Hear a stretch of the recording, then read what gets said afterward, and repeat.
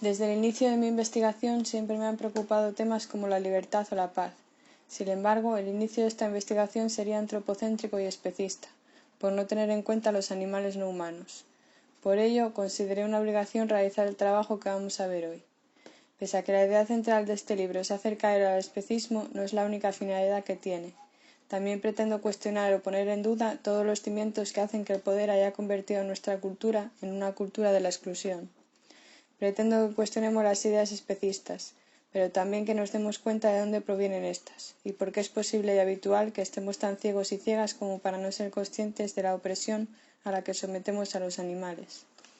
De modo que intentaremos entender qué es el poder, cómo nos afecta y, por qué no, asumir que en una sociedad como esta es muy difícil, sino imposible, tener un criterio propio. Otra forma de decirlo sería esta. O bien sabes, piensas y actúas como alguien, no tú, quiere que lo hagas, o bien tu modo de actuar será una mezcla de lo que has decidido investigar y reflexionar con la influencia de lo que alguien, sigue sin ser tú, quiere que sepas y pienses. El siguiente trabajo está estructurado en 3 apartados: el concepto de normalidad y la búsqueda de un criterio propio, anarquismo o caos y o nuestros valores morales piensan en los animales como alguien o no hay ética. En primer lugar, lo que haremos será intentar entender por qué hablamos de la necesidad de buscar un criterio propio, procurando entender también cómo se ha normalizado el abuso hacia el resto de animales y explicando, entre otras cosas, la teoría del carnismo de Melanie Joy. En el segundo apartado, anarquismo o caos, no nos centraremos en explicar lo que es el anarquismo, sino su opuesto, el caos. Caótica es la sociedad en la que nos encontramos, caracterizada por la exclusión de diferentes colectivos, que son cosificados, anulados y olvidados, con el único fin de que el poder y las consecuentes jerarquías se sigan manteniendo. Explicaremos, por tanto, cómo está estructurado el poder y la teoría de la utopía de vivir, que puede darse tanto en animales humanos como no humanos, y, como no, en las mujeres. Y por último, resumiendo mucho, lo que haremos será explicar qué es el veganismo y cómo éste puede ser la solución a la explotación y tortura que ejercemos sobre los animales. Mostraremos, por otra parte, que existe una relación entre los diferentes tipos de opresión, en este caso, entre el sistema patriarcal y especista. Empezamos. La palabra educación procede del verbo latino educare, que significa criar o alimentar, que a su vez procede de educere, que quiere decir conducir o llevar. La educación varía de una cultura a otra, incluso puede hacerlo dentro de la misma, aunque siempre atrapada en unos límites. Lo cierto es que dependiendo de la cultura en la que estés sumergida tendrás unas creencias u otras sobre lo que es bueno o malo moralmente y sobre lo que es normal o anormal conductualmente. La cultura hace que veamos como normales o naturales cosas que no tienen por qué serlo, como el hecho de comer animales o vestir con sus pieles. Entonces las preguntas que vale la pena hacerse son: ¿a quién beneficia que tengamos unas consideraciones u otras? ¿Somos capaces de tener un criterio propio? En Cómo educa el Estado a tu hijo y otros escritos, Julio Barcos nos explica que los intereses del Estado son antagónicos a los intereses de la sociedad, y que todo está constituido en la enseñanza no para producir movimiento y desarrollo, sino para producir parálisis y muerte, impidiendo el contacto con una cultura viva y dinámica. Paulo Freire, experto en temas de educación, nos cuenta en su Pedagogía del oprimido que la realidad que nos rodea no nos permite entenderla, porque nos han educado para adaptarnos, no para comprender y mejorar. Por su parte, Martha Nussbaum, en su obra Sin fines de lucro, ¿por qué la democracia necesita humanidades?, nos hace reflexionar sobre la crisis mundial de la educación, a la que denomina crisis silenciosa. Se trata del uso de la educación como arma de crecimiento económico, considerando que el principal objetivo de la educación es que los estudiantes se conviertan en sujetos económicamente productivos, lo que limita y somete tanto nuestra capacidad crítica hacia la autoridad como nuestra compasión hacia las personas diferentes o que se encuentran marginadas en la sociedad. El filósofo Frédéric Lenoir, en su obra Carta abierta a los animales, nos explica que el ser humano está convencido de ser el animal más evolucionado de la Tierra, llegando a creer que él mismo no es un animal. También nos explica que el sapiens imploraba el perdón de los espíritus de los animales a los que mataba, hasta la llegada del Neolítico, marcado por la sedentarización y la revolución agrícola. Mientras que el cazador-recolector nómada no se consideraba tan diferente o superior al resto de animales, el agricultor sedentario desarrollaría una concepción o pensamiento que hacía que se viera como amo del mundo, dejando de lado las creencias animistas y adquiriendo unas nuevas. Los dioses y diosas ya no poblarían la tierra, sino un mundo invisible y lejano. El ser humano se piensa entonces como algo intermedio entre dos mundos, en una relación jerárquica, donde por encima de todo están los dioses, después el ser humano y a continuación los animales no humanos. A partir de entonces se intentó extraer el máximo beneficio de los animales que estaban domesticados, acentuándose esta situación con el paso del tiempo. Desde entonces los animales son considerados como medios para satisfacer nuestros intereses. Si se les concede algún valor, este es instrumental. Sin embargo, que esta teoría se fije en nuestra cultura no quiere decir que no podamos ponerla en duda, como a cualquier otra. ¿Hay que conformarse con las normas fijadas que no hemos elegido y que muchas veces no nos planteamos ni que existen? Si no elegimos qué comer, cómo vestir o cómo relacionarnos con los demás y con la naturaleza, ¿hasta qué punto estamos sometidos y sometiendo al mismo tiempo? El tipo de discriminación que hace que veamos a los animales no humanos como instrumentos y que nos creamos superiores a ellos se conoce como especismo. El especismo es reconocido por la Real Academia de la Lengua Española desde finales de 2018, aunque se usara con anterioridad, en concreto desde 1970. Se han reconocido dos acepciones para este término: discriminación de los animales por considerarlos especies inferiores, o bien creencia según la cual el ser humano es superior al resto de los animales, y por ello puede utilizarlos para beneficio propio. No necesitamos productos de origen animal para poder llevar una alimentación saludable. Sin embargo, en datos de 2019, cada minuto que pasa son sacrificados en el mundo 117.000 pollos, 3.000 cerdos, 2.600 conejos, 1.100 vacas, sin contar con las especies marinas y refiriéndonos únicamente a la alimentación. Un informe de la ONU publicado por el diario The Guardian en 2010 explica que una alimentación vegana salvaría al mundo del hambre, informando de que la producción de carne y lácteos representa el 70% del consumo mundial de agua dulce, el 38% del uso total de la tierra y el 19% de las emisiones mundiales de gases de efecto invernadero.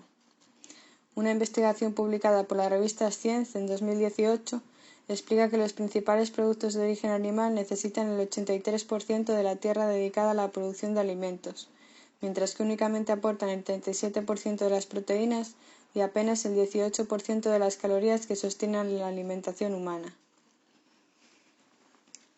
La doctora en Psicología Social Melanie Joy nos explica en su obra Por qué amamos a los perros, nos comemos a los cerdos y nos vestimos con las vacas, qué es lo que hace que nos alimentemos de unos animales mientras protegemos a otros. En función de la clasificación que hagamos de los animales, bien sea como mascota, comida, plaga, nos relacionaremos con ellos de una forma u otra. Si nos presentan carne de un animal que no hemos considerado como comestible, esto hará que nos repugne y que nos imaginemos lo que ha tenido que sufrir el animal para llegar a nuestro plato. Imaginemos que es carne de perro. El sentimiento que nos despierta un animal u otro no tiene que ver con el tipo de mismo, sino con la percepción que tenemos de ellos. Melanie Joy lo describe como un proceso cíclico, en el que no solo las creencias determinan nuestra conducta, sino que nuestra conducta afianza esas creencias. Cuando oímos hablar de veganismo o de vegetarianismo, pensamos que es una opción que alguien toma en base a una serie de premisas sobre los animales. Pero cuando alguien come animales no nos planteamos lo mismo. Lo vemos como algo normal, algo que siempre ha sido así. Melanie Joy denomina carnismo al sistema de creencias invisible que hace que se coman animales, sin pensar qué o por qué lo hacemos, ya que los valores a partir de los cuales se ejecuta esa conducta están invisibilizados. No se limita a calificar el carnismo como una ideología, sino que además ésta es esencialmente violenta, porque se organiza en torno a la violencia física. Las organizaciones de nutricionistas más importantes del mundo confirman que dejar de consumir productos de origen animal no implica ninguna clase de riesgo, en ninguna etapa de la vida. Incluso puede traer ventajas en comparación con la alimentación basada en productos animales. Sin embargo, hay un prejuicio generalizado que cree que los veganos podemos tener problemas de nutrición, achacando cualquier problema de salud que pueda tener una persona vegana a su alimentación, aunque no tenga nada que ver con ella. Según la Asociación Nacional de Industrias de la Carne de España, el negocio de la carne es el cuarto sector industrial de España, detrás de la industria automovilística, la del petróleo y combustibles y la producción y distribución de energía eléctrica. Consta de alrededor de unas 3.000 empresas en el territorio español. Su producción conjunta hace que ocupe el primer lugar de toda la industria española de alimentos y bebidas. representando una cifra de negocio de 26.237 millones de euros, quedando consolidada España como segundo país en producción europea. Bueno, me imagino que sabréis o sospecharéis que la mayoría de los animales son hacinados y maltratados hasta la muerte. Vamos a poner algunos ejemplos. Entre otras cosas, los cerdos son seres inteligentes y sensibles, que además de ser privados de la luz del sol hasta el momento de llevarles al matadero y vivir en condiciones de hacinamiento, se les cortan las colas, porque en situaciones de estrés extremo, como las que sufren por el encierro y la incapacidad de movimiento, tienden a arrancárselas unos a otros. A esto se le denomina síndrome de estrés porcino, trastorno que Melanie Joy asemeja al conocido como estrés postraumático. Otra de las consecuencias de la cría intensiva serían la ansiedad, la rigidez o la muerte súbita. Estos animales se autolesionan y manifiestan conductas estereotipadas ante la situación abusiva que viven. La velocidad no es exigida únicamente en la cría de animales, sino también a la hora de aturdirlos y matarlos, lo que supone que algunos sean conscientes cuando se les cuelga boca abajo, y algunos siguen vivos después del degüello, así que también sufren con el siguiente paso, que sería sumergirles en agua hirviendo para eliminar el pelo. Las cerdas, como pasa también con otras especies dedicadas a la producción para la alimentación, son fertilizadas en ciclos rápidos y consecutivos, hasta que pierden la capacidad reproductiva y son enviadas al matadero. Una investigación de la Universidad Estatal de Pensilvania llegó a la conclusión de que esta especie, los cerdos, pueden llegar a aprender a jugar a videojuegos, controlando con el morro los mandos y con un acierto del 80%. A la edad de 3 semanas reconocen y responden por su nombre. En su entorno natural crean vínculos estrechos y pueden llegar a caminar hasta 50 kilómetros diarios. Las gallinas, por su parte, se crían de forma selectiva para que produzcan mayor cantidad de huevos y se pasan la vida hacinadas en jaulas en las que la mayor parte de las ocasiones no pueden ni abrir las alas. Los pollitos machos, como no pueden poner huevos y no pertenecen a la raza criada para la carne, son triturados a las pocas horas de nacer o gaseados hasta la muerte. Realidades igual de terribles se observan en el trato a las vacas, pollos, conejos, etc. En lo que respecta a los peces, no cuentan con ninguna protección legal significativa. Entre otras cosas, os acabo de comentar lo inteligentes que son los cerdos. No quiere decir que si no lo fueran defendiera el uso de los mismos como instrumentos. El problema es que sufren, sean o no inteligentes, y eso es lo que tenemos que cambiar. Tampoco me gustaría que os fuerais de aquí pensando que con comer huevos de las llamadas gallinas felices o carne con el sello de bienestar animal se soluciona el problema de la esclavitud. No deberíamos pensar o aspirar a que nuestros esclavos y esclavas sean felices, sino a que sean libres. Además, que esa felicidad se venda no quiere decir que sea real, ni que estén exentos de ser asesinados cuando su vida ya no sea útil para quien les ve como un negocio. Pasamos a anarquismo o caos. Estoy segura de que si no todas, la mayoría de las personas aquí presentes alguna vez han hablado o han oído hablar de libertad. Pues bien, os leeré lo siguiente. Hablar de libertad y alimentarse de explotación sería igual a convertirse en aquel político que con su retórica y oratoria te perjudica, afirmando que lo hace por tu bien. También pasaría a ser igual a convertirse en un monarca, que afirma su superioridad ya no desde cuestiones de familia, sino de especie. Yo he nacido en esta especie, tú debes ser mi súbdito por una causa natural, dirás mientras saboreas un trozo de animal muerto. Convirtiéndose en tu religión fundamental, basar tu vida en asesinatos continuos, bajo la trinidad del dinero, la traición y el miedo. Tu Biblia será un libro de recetas, que incluirá diversos productos de origen animal, que aunque no necesarios para una alimentación sana y equilibrada, formarán parte de todas y cada una de ellas. Y así enseñarás a tu descendencia o a las personas sobre las que ejerzas influencia que deben seguir estos mandatos. Y no solo eso, perpetuarás por medio de la imposición una práctica que ha cobrado a lo largo de la historia un número incontable de víctimas, como siempre inocentes, que como tú desean conseguir el fin último de su existencia, vivir. Cosa que solo se puede dar por medio de la libertad.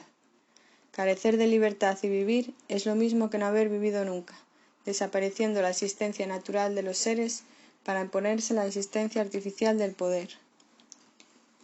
Si, como bien decía Proudhon, la propiedad es un robo, no hay peor robo que el de la vida, sea de animales humanos o no humanos. El poder, mediante un proceso de cosificación, anula tanto animales humanos como no humanos, con el fin de que olvidemos esa realidad de la que se ha encargado sea extremadamente abusiva, para adquirir algún privilegio y que neguemos los hechos, aunque formen parte de nuestro día a día y pensándolo un poco resulten evidentes. Y ahora sí vamos a pasar a ver cómo está estructurado el poder. Empezaré diciendo que la ausencia de poder conlleva necesariamente la ausencia de todo principio de autoridad. Esta autoridad se puede manifestar de diferentes maneras y puede ser impuesta sobre tu cuerpo, tu mente o generalmente sobre ambas. Sus características principales son la coacción, la manipulación y la imposición. Tomando las palabras de Alexandra David-Néel en su elogio a la vida, diré que la obediencia es la muerte. ¿Qué quiero decir? Entre otras cosas me refiero a que cuando asumimos una cultura y o religión sin cuestionar sus valores estamos muertas. Dejamos de ser yo para convertirnos en fieles, lo que equivale a decir que ya no decidimos sobre nuestras vidas, de modo que ya no son nuestras. Ahora empezaremos viendo un resumen de la jerarquía que estructuraría el poder, y luego veremos los diferentes puntos con más detalle. En la cima se encuentra la cultura, como tradiciones e imposiciones contrarias y nocivas para los animales, humanos y no humanos, y para la naturaleza. A continuación el Estado, como la eternización de dichas tradiciones e imposiciones a través de la violencia física, mental y económica. Luego familia y sociedad, como transmisores y perpetuadores de los valores de la cultura y el Estado. La familia no es menos importante ni menos influyente, pero dependerá directamente de la relación que hayan establecido las dos anteriores, cultura y Estado, pues a partir de ella te empujará hacia un camino o hacia otro, lo mismo que el entorno. Lo que tienen en común todas ellas, cultura, Estado, familia y sociedad, es que procurarán hacerte obedecer, y habíamos dicho que cuando no decides tu vida la pierdes, y que cuando obedeces mueres. Siguiendo la jerarquía, a continuación estaríamos nosotros, los animales humanos, que nos encontramos jerarquizados a través de diferenciaciones inventadas e impuestas, como la clase, el género o cualquier invento que propicie la idea de poder de un individuo frente a otro, siendo el individuo particular oprimido, y por lo general se encontrará oprimiendo a otros, humanos o no humanos. Estos 4 puntos, cultura, Estado, familia y sociedad y animales humanos, estarán directamente afectados por la trinidad del dinero, la tradición y el miedo. Y los siguientes puntos, animales no humanos y naturaleza, sufrirán sus consecuencias, pero no las generarán ni de manera directa ni indirecta. En quinto lugar, por tanto, se encuentran los animales no humanos, también jerarquizados a través de diferenciaciones inventadas e impuestas.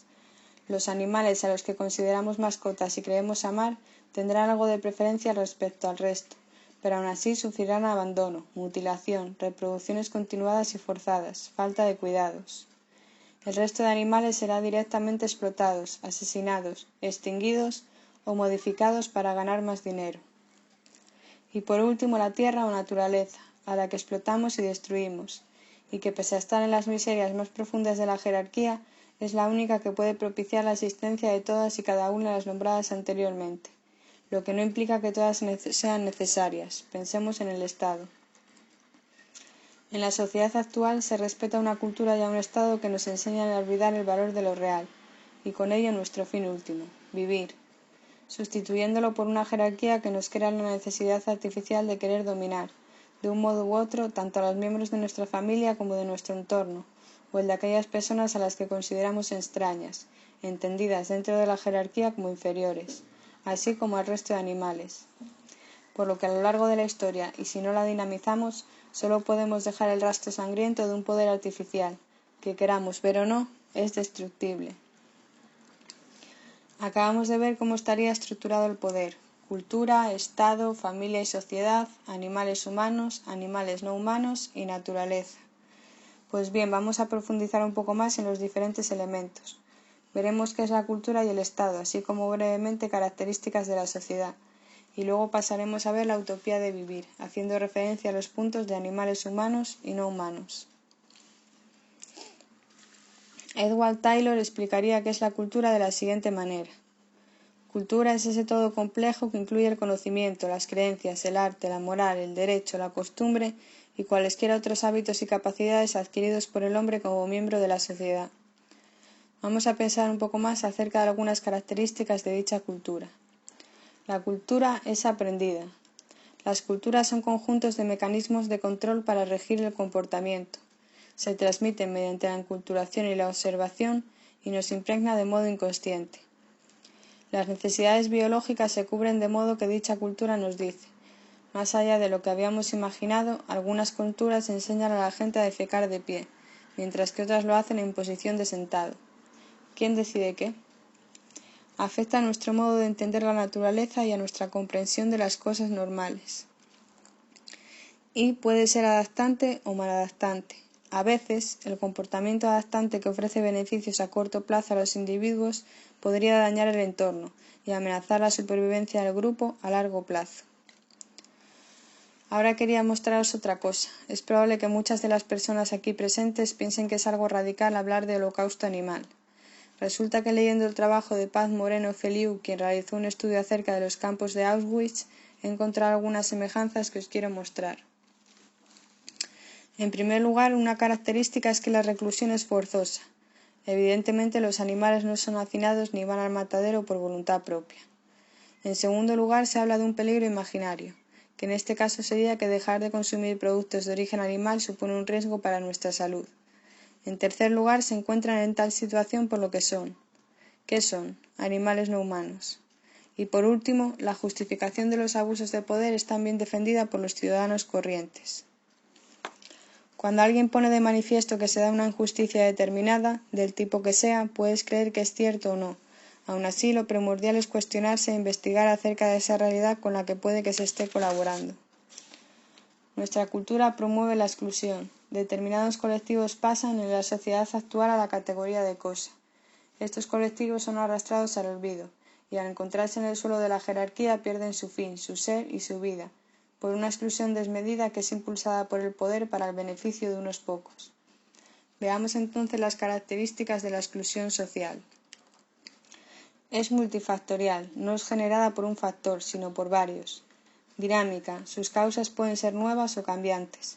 Procesual, siendo reversible. Estructural, formando parte de la sociedad, siendo generada por el propio funcionamiento de la misma. Acumulativa, una desventaja puede llevar a otras mayores. Construida históricamente.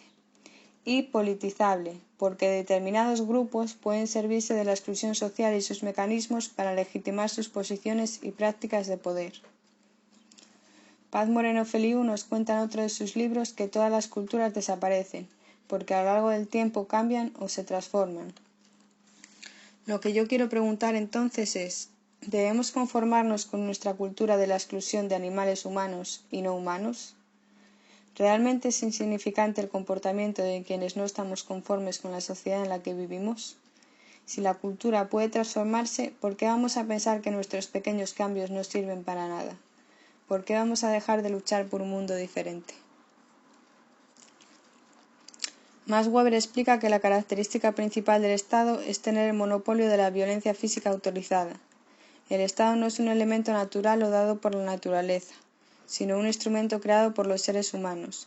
Los Estados aparecieron hace unos 5.000 años. Para Bakunin, el Estado no es más que una institución histórica, una forma transitoria de la sociedad, definiéndolo como la negación de la humanidad. Kropotkin, por su parte, afirmaba que en una sociedad anarquista las asociaciones voluntarias sustituirían al Estado, reemplazando el capitalismo por la cooperación y la producción no lucrativa. Defendía que la sociabilidad es el mecanismo clave de la evolución frente a la selección natural. Serán, por tanto, las especies con mayor grado de sociabilidad las que tendrán más oportunidades de sobrevivir, siendo la cooperación quien elimina la competencia. Y cito del libro La abolición del Estado, perspectivas anarquistas y marxistas. Entendido como el poder superior dentro de un determinado territorio, el Estado es una máquina burocrático-militar que se ubica por encima y separada del resto de una sociedad dividida en clases, sirviendo a los intereses de la clase dominante. Si el Estado tiene una historia, entonces tiene un principio, y puede tener un final. Nuestras creencias son construidas a partir de generalizaciones y a través de la cultura, principalmente por las normas de la familia de la que procedemos. Erich Fromm nos explica que lo que comúnmente llamamos naturaleza humana no deja de ser una sola de sus manifestaciones, y con frecuencia una manifestación patológica. Es el orden social establecido quien determina qué tendencias han de ser dominantes. Pero el hecho de que la mayoría de las personas compartan ideas y sentimientos no demuestran que estos sean válidos, por lo que no puede equipararse ni a la razón ni a la salud mental. Según este autor, necesitamos relacionarnos con los demás a través del amor para poder ser personas íntegras, o de lo contrario sufriremos y seremos hostiles y apáticos. Para Emilio Lledó, la felicidad no consiste en tener más, sino en ser más. Este autor nos explica que nuestras mentes están corrompidas por la manipulación informativa, y afirma que vivimos formas de esclavitud más sutiles y perversas que las que se vivían en la democracia ateniense. La educación debería implicar el fomento y el ejercicio de la libertad para poder pensar, juzgar por nosotras mismas, que es la mayor manifestación de la libertad. Insensibilizados, aceptamos como natural aquello que es patológico. Emilio Lledó nos compara con los perros del experimento de Pavlov, ya que respondemos mecánicamente a los reflejos condicionados que nos inculca. Y vamos a pasar a la utopía de vivir.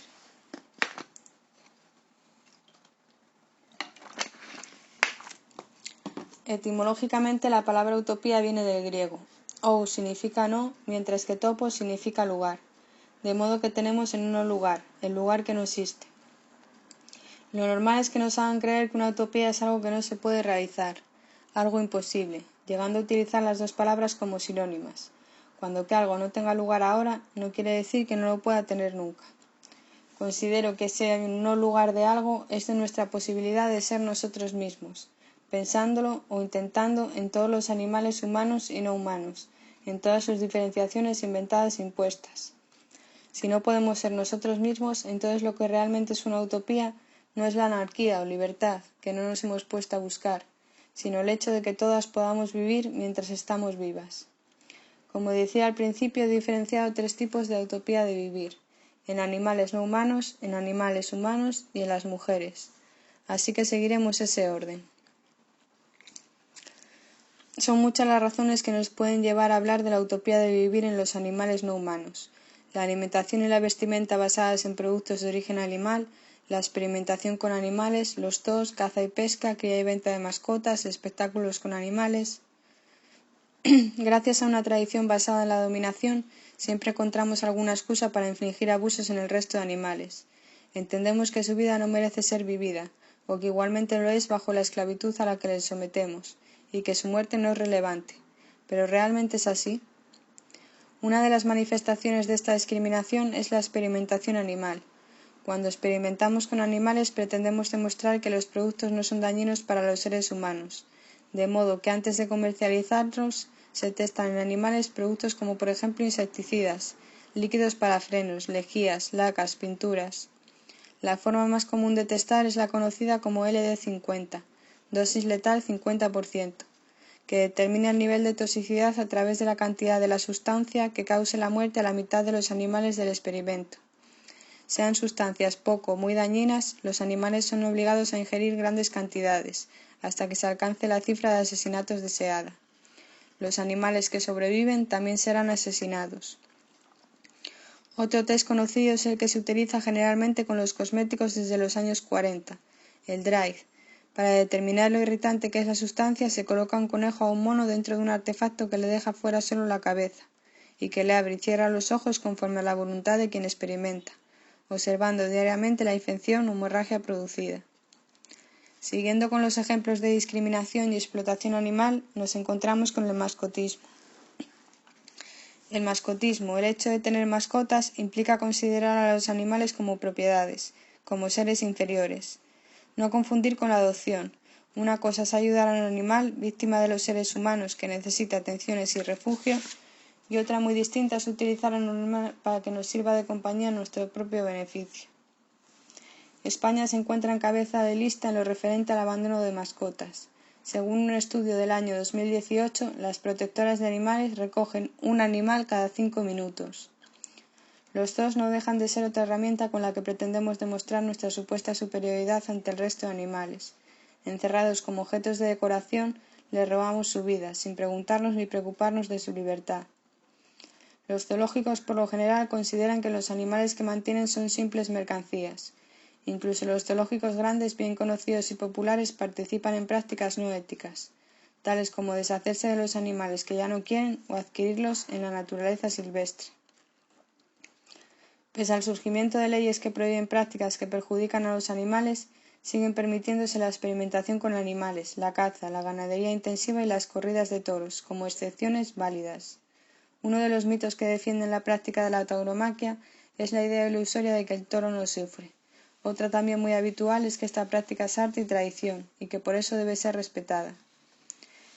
Estos son solo algunos ejemplos, se podrían poner muchos más. Hasta que no dejemos de pensar en los animales como algo, la tortura y el asesinato no desaparecerán de nuestras vidas y de nuestra cultura. Y ahora vamos a ver la utopía de vivir en los animales humanos, que básicamente se resume en esta frase. La obediencia es la muerte. Cada instante en que el hombre se somete a una voluntad extraña es un instante arrancado a su propia vida.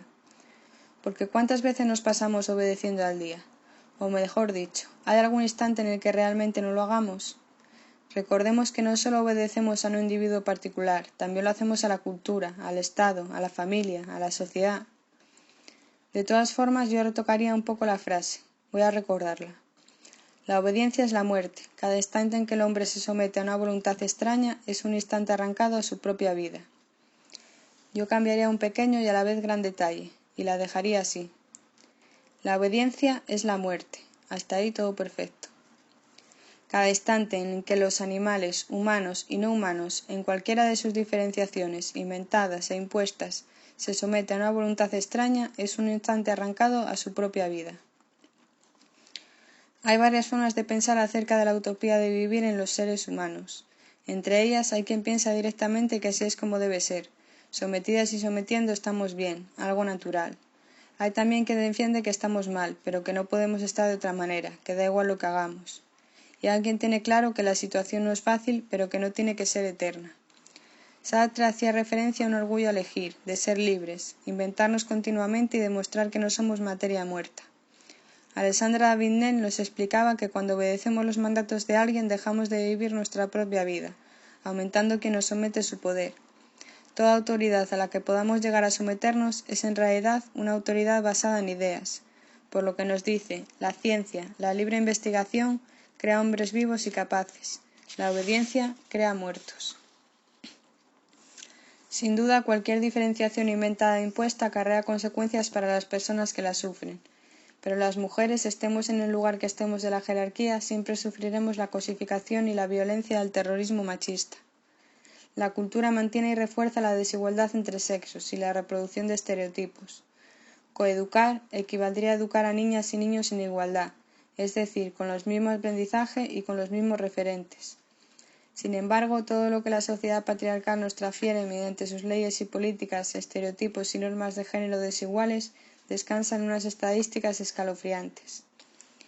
La macroencuesta española de violencia contra la mujer de 2015 desvela que el 21% de las mujeres menores de 25 años han sido víctimas de violencia machista. Otro estudio realizado muestra que, a nivel mundial, 1 de cada 3 mujeres vivirá violencia física o sexual y que el 30% de las adolescentes ha experimentado violencia de pareja. Y vamos a pasar al último punto.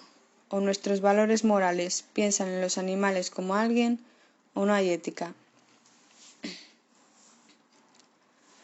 En el año 1944 se comenzó a utilizar el término veganismo. Watson resaltaría la idea de que el mismo es una filosofía de vida, que no se mueve por la ecología o la salud, sino por reconocer a los animales no humanos como sujetos morales. Nuestra civilización actual, dirá Watson, está basada en la explotación de animales, de la misma manera que las civilizaciones del pasado estuvieron fundadas en la explotación de esclavos, y creemos que el destino espiritual del ser humano conducirá a que en el futuro contemplemos con horror el hecho de que el hombre se alimentó de productos hechos con los cuerpos de otros animales. Pero el veganismo va más allá de la alimentación e incluye el rechazo a cualquier forma de discriminación o explotación animal. Al renegar el ser humano de su condición animal, degrada al resto de animales y les utiliza en prácticas violentas y abusivas, como si tuviera que ser necesario, sin cuestionar en la mayoría de los casos si es o no un abuso de poder.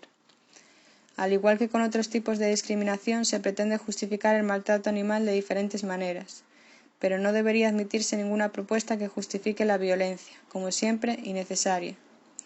El hecho de separarse de la cultura y de las tradiciones que nos impulsan a justificar esos abusos hacia el resto de los animales no es fácil si no pretendemos nunca cuestionar si nuestras acciones tienen o no consecuencias para los demás. La filosofía vegana pretende terminar con esta discriminación que hemos ido heredado con el paso del tiempo, y que cada vez es más cruel. Autoras como Carol Adams establecen semejanzas entre la explotación de animales como objetos comestibles y la explotación de las mujeres como objetos sexuales. Como explica Angélica Velasco Sesma, en la perpetuación de la dominación especista, así como en la prostitución, no solo importa el papel de los explotadores directos y de los empresarios. El papel de los consumidores es de vital importancia para la continuidad o no continuidad de dichas prácticas. La antropóloga Rita Segato desarrolla la idea de pedagogías de la crueldad, englobando estas todas las prácticas que nos enseñan a convertir lo vivo en cosas vendibles y comprables, normalizando la repetición de la violencia en un paisaje de la crueldad, haciéndonos insensibles al sufrimiento de los demás. Pese a que su trabajo está principalmente centrado en la presión y explotación hacia las mujeres, podemos tomar en cuenta sus palabras a la hora de comprender el holocausto animal, que también se basa en lo comprable, en lo vendible, en un paisaje extremadamente cruel y en un sistema de dominación y tortura. Rita Segato nos muestra que una contrapedagogía de la crueldad debe ser necesariamente una contrapedagogía del poder y del patriarcado, contraponiéndose a las características de baja empatía, crueldad, distanciamiento y desensibilización.